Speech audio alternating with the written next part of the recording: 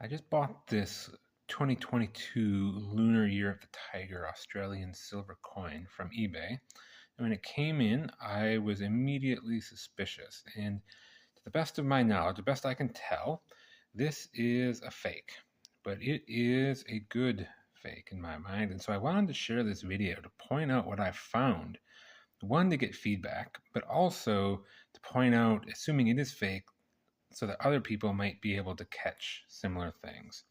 So number one is this coin comes in two versions. There's a standard version where there is kind of a frosted background behind the queen and the tigers, and then the queen and the tigers are kind of shiny. And then there is the proof version with the shiny backgrounds and then the frosted figures, the queen and the tiger. So the first thing I noticed when it came was that while the queen and the tigers are frosted, they aren't that impressive. And if you go online and you look at an authentic coin, unfortunately I don't have an authentic one to share with you, the proof coins really look almost like holograms, where the frosted characters really stand out. It looks like they're going to pop out. So that kind of raised my suspicions. Also, if you look at the pictures of the authentic ones, the texture on the queen's shirt and her shirt and her skin here look a little bit different. But on this coin, it's all the same. And so that also had me a little bit concerned. Once I started to have some concerns, I started doing some testing. I put it on a scale. It weighs just about exactly what it should, at least within the margin for error of either the mint or especially my cheap scale. I measured the diameter. It is a little bit thicker. So according to the Perth Mint, it should be the same diameter as a silver kangaroo. So if you put these next to each other, you could probably see that the tiger one on the left is a little bit thicker. To me, it looks quite a bit thicker, but when you really put it edge to edge, it's only a tiny bit bigger. I'm not sure you'll even be able to see it on the video, but it is a little bit bigger. And I have some calipers. They're not that great. Basically, all I can get from it is that it is in fact thicker. I can't get a confident measurement of the thickness of it. I went to the ping test. I'm not out of my ears aren't trained the best. It sounds surprisingly good to me. It does sound definitely different than something like the silver kangaroo, and it sounds somewhat similar to a copper nickel crown. And so that does have me, that again had me suspicious, but I wasn't confident in my logic there. I have the ping test app. If you've ever used it, at least the version I have has a limited selection of coins. It does not have this specific coin or any other Australian lunar coins. I have had some success in the past of using coins of the same dimensions from the same mint. For example, this Australian saltwater crocodile will test authentic as a kangaroo or a kookaburra, or my Canadian silver wildlife coins will test authentic as silver maple leafs. But this does not test authentic as a kookaburra or a kangaroo. If you start looking at the design itself, you start to notice some differences, especially on the queen side. My best guess is that whoever designed this fake had this design sitting around from another coin that they had previously faked, and rather than going through the work of making a new version that's very slightly different, they just used it. And so there's a few things I'm going to try to point out to you. First off, look at her mouth. To me, it looks like it's a little bit open all the way back, and it continues all the way to the kind of the crease in her cheek. If you look at a picture of an authentic coin, her mouth is a little bit more closed. It kind of completely closes before it gets to her cheek. And also the angle of the mouth is a little bit different. On here, it's angled up a little bit to me. It almost makes her look like she's smiling. On the authentic coin, she actually looks a little stern, with the kind of flat or even angled down a little bit.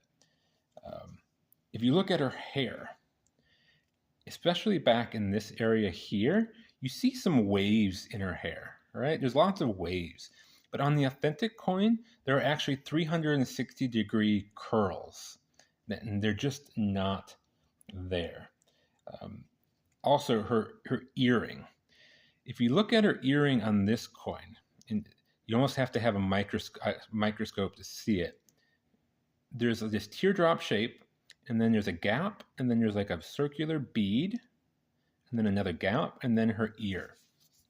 On the authentic coin, there's the teardrop, which I guess is a pearl or a gem or something, and then there's you can see something that should be like the metal cap that holds onto the pearl, probably gold or whatever. And then there's a definite line for the chain that connects the pearl to the bead, and then a line from the bead to the ear. And when I look at this under the microscope, it's not that. There's a teardrop, then a space, and then a circle, and then a space, and then her ear. Similarly, her necklace lacks some detail.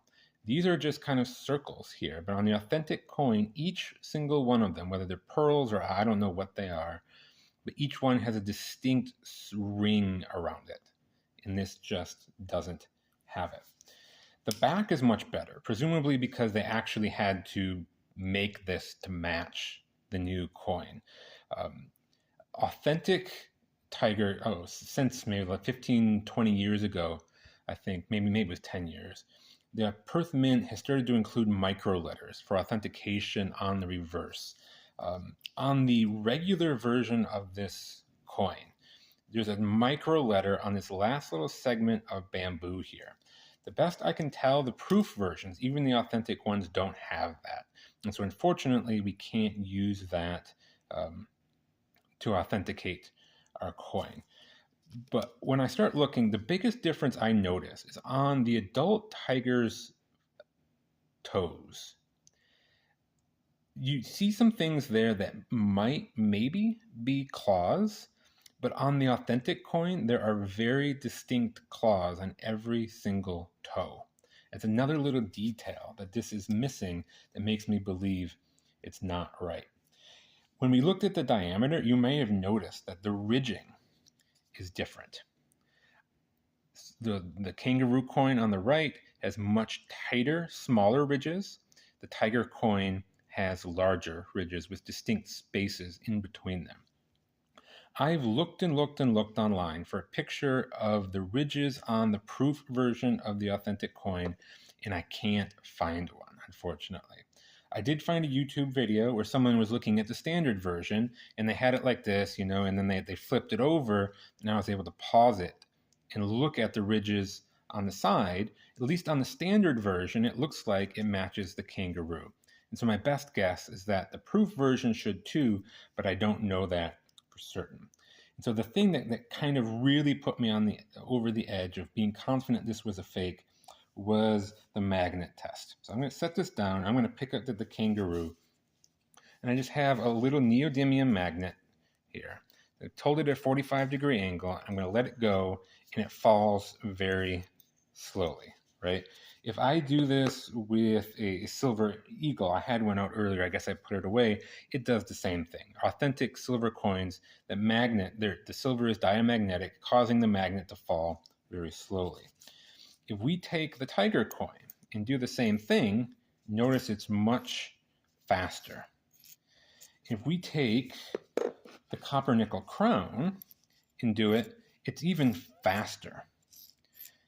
And so what I take away from this is that, first off, this is not pure silver.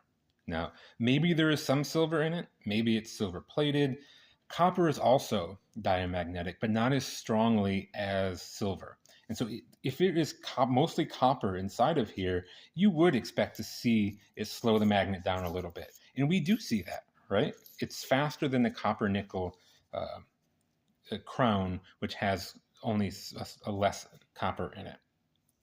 Or maybe this is, I don't know, maybe it's part part silver, more than just plating. I don't know, but it certainly doesn't appear to be pure silver like it should be. I went online. AliExpress sells fake versions of this coin for like $250. The pictures on the listing, though, are basically copied and pasted from the Perth Mint website. And so I don't know what you would get if you ordered that. I don't know if you would get this or you would get something that was a bad fake. I don't know, but I think that just kind of puts out there that it seems like somebody somewhere believes that this coin is worth faking, which kind of leads some credence to the fact that this one is fake. Now, in terms of the seller who sold this to me, based on their past history and based on the fact that they are going to pay the shipping for me to send this back to them when they refund my money, leads me to believe they don't know this is fake. I don't think they're really a coin person. I think they got this somewhere and they had no reason to believe it was fake. They assumed it was real. They sold it, it was real. And so they probably still think it's real. And when I send it back, I'm going to send them a list of everything I found, explaining why I believe it's fake. Number one, to kind of provide some backup to why I'm returning this thing that was supposedly not returnable, but also hopefully to keep them from selling it to somebody else. Because somebody else may not catch this, and they may not realize that they have a fake coin. I hope this was useful to you. If you got one of these and you're questioning whether it's real, I would be curious to see if yours has the same problems with it, or maybe you have a fake one that has different problems. Let me know. I'd be happy to let you know what I find out when I send this back to the seller, and I'd be happy to find out what you find.